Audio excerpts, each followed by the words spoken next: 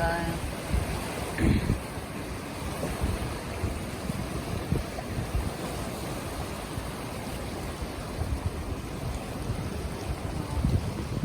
Yan.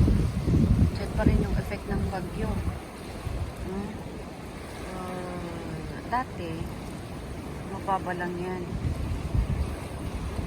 Nakikita mo yung mga bato-bato sana. Pero ngayon, mataas pa rin ang tubig. Tapos brown. Yan pa din ang effect ng bagyo.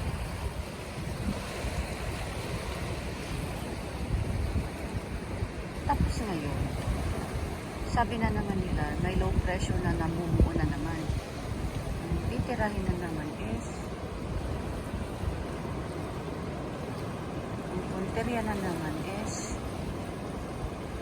dito na naman sa Northern Luzon. Ano ba yan?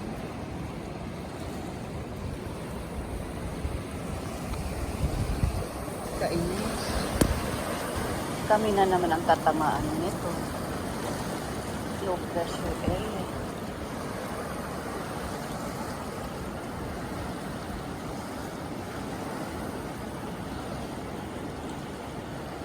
Sabana.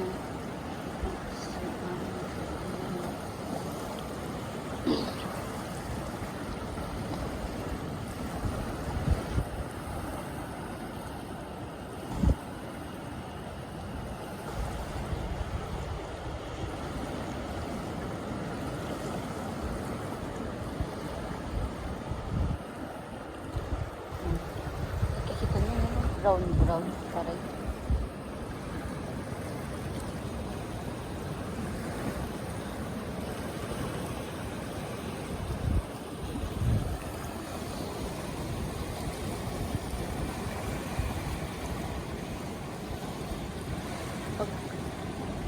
Ang normal nito, very clear yan.